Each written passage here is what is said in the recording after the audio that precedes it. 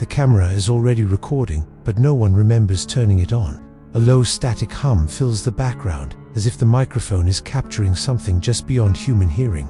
The image shows a simple bedroom, white walls, a closed window, and a door slightly open to a dark hallway. The clock on the wall reads 2:17 a.m. It isn't moving. Lucas steps into frame seconds later. He looks exhausted, deep shadows under his eyes. He stares at the camera as if debating whether to speak. He finally exhales and leans closer. He says he doesn't know if the camera will keep recording after he's done. But if anyone finds this, they shouldn't sleep tonight. For 3 nights in a row, he has woken up at exactly 2:17. It doesn't matter what time he goes to bed. It doesn't matter how tired he is. It is always 2:17, and every night, he hears the same thing.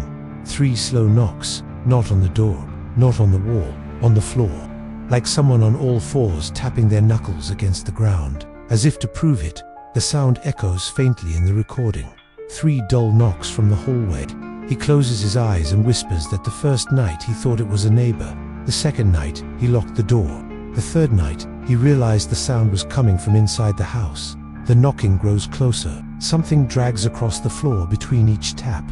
He begins to shake and admits that the previous night he made a mistake. He left the door open because he wanted to see it. The camera angle shows the hallway clearly pure darkness, no light source, no movement.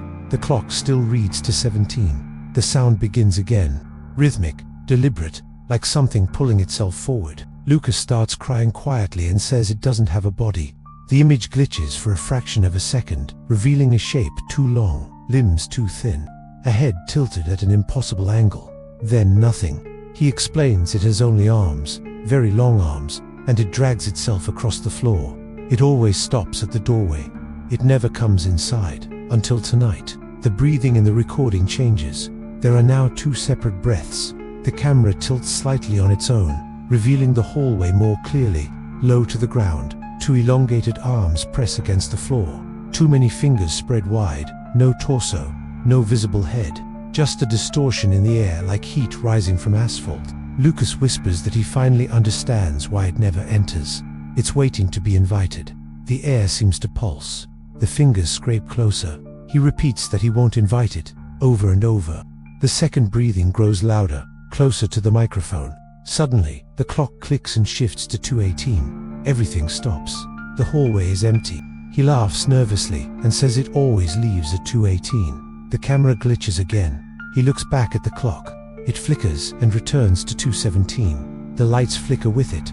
The knocking resumes, but now it's already inside the room. Behind him, an arm slowly stretches into frame beside the bed. The video freezes, but the audio continues. Lucas whispers that he didn't invite it. A different voice answers softly, inches from the microphone, telling him he left the door open. Something heavy drags across the floor. The recording continues for 2 more hours. The room is empty. The clock remains stuck at 2:17. Every 5 minutes, 3 knocks echo again, as if now they are coming from outside the camera, waiting. The recording begins with a 911 call. A woman is whispering that she thinks someone is inside her house. She insists she lives alone and always has. Tonight, someone else is there. She hasn't seen him. She has only heard him. He walks when she walks and stops when she stops. She is locked inside her bedroom. A faint scratching sound vibrates through the phone line. The operator assures her officers are on the way. She suddenly whispers that he knows she called in. She says he stopped moving. A faint clicking sound follows, like a neck tilting sharply to one side. Against instructions, she decides to look through the crack in her door. She steps into the hallway. It's empty, but she mentions the mirror at the end of the corridor. Her breathing becomes uneven as she says she is standing in the hallway, yet in the mirror she can still see herself inside the bedroom. And in the reflection, someone is standing behind her. The operator urges her to leave immediately. She whispers that he isn't behind her in real life, only in the mirror.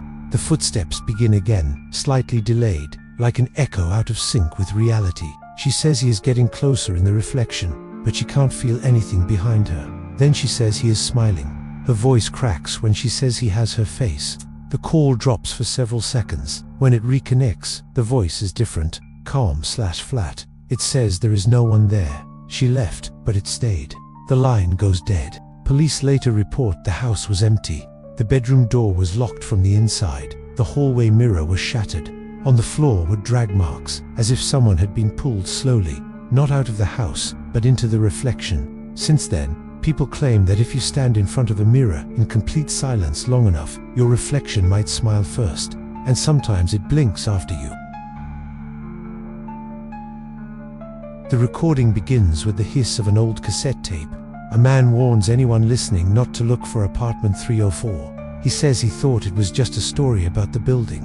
The building itself is old, with long yellow-lit corridors and cameras that rarely function. Apartment 304 does not appear on any tenant list or blueprint, yet everyone knows where it is supposed to be, between 303 and 305.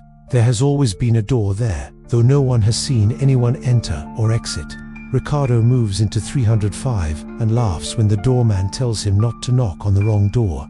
The first night, he hears a key slowly turning in the hallway, though no door opens. Then 3 soft knocks on the wall beside his bed. He knocks back jokingly. Silence answers him. The next night, the sound of a key turning returns, closer, as if in his own lock. He checks. Nothing. From the elevator, there appear to be 4 doors, but when he walks the hallway, he counts 5. The middle one has no number and slightly darker paint. He presses his ear to it and hears faint breathing on the other side. When he asks the building manager about 304, she insists it does not exist. She counts only 4 doors.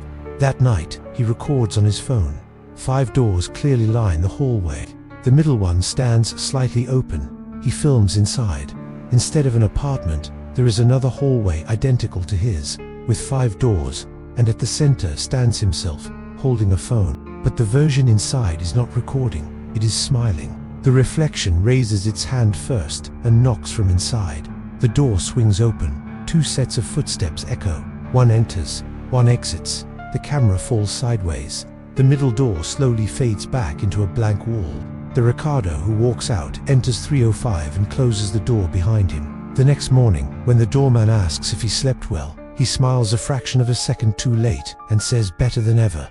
Later, elevator footage shows him stepping in alone, yet his reflection enters 1 second after he does, staring directly into the security camera instead of at him. Residents sometimes hear 3 knocks between 303 and 305 late at night, and if you count the doors carefully, you might find 5.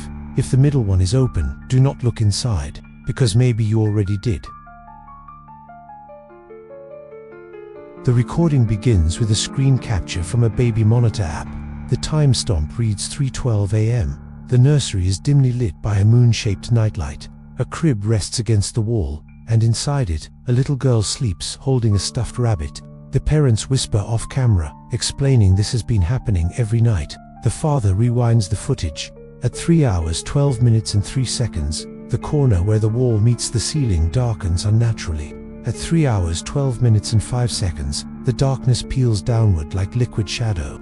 Long fingers grip the ceiling seam. The shape slowly unfolds, lowering itself silently. When the child stirs, it freezes. When she opens her eyes, she stares directly at it, without crying. Later footage shows her sitting upright, whispering. Beneath her voice is another whisper, slightly delayed, mimicking her mouth. Frame by frame, the shape is seen fully extended, standing upside down on the ceiling, limbs bent wrong, face a void. The child raises her hand toward empty air. The shape mirrors her from above, palms aligned. Switching to live view, the timestamp glitches back and forth between 3:11 and 3:12. The shape begins forming again, but now there are 2, one descending, one already beside the crib. The child suddenly looks at the camera and whispers, "Mummy, it says you're on the ceiling." The parents look up. Their own ceiling seems darker than it should be. For a split second, the monitor shows their bedroom from above, as if something is watching them from the ceiling. The nursery feed shows the shape bending close to the child's face. Multiple whispers repeat, "She sees you." Their bedroom door opens slowly behind them. Crawling sounds echo across their floor. On the monitor, the child smiles too widely, her head tilting sharply. At 3 hours, 12 minutes and 26 seconds, both shapes drop out of frame and the screen cuts to black. When the feed returns, the crib is empty. In the nursery corner, 3 silhouettes cling upside down to the ceiling, one large, 2 small. The timestamp remains frozen at 3:12. The final whisper says, "Mummy, there's space for you up here." Authorities later report there was no nursery in the house, only a bedroom with a crib bolted upside down to the ceiling.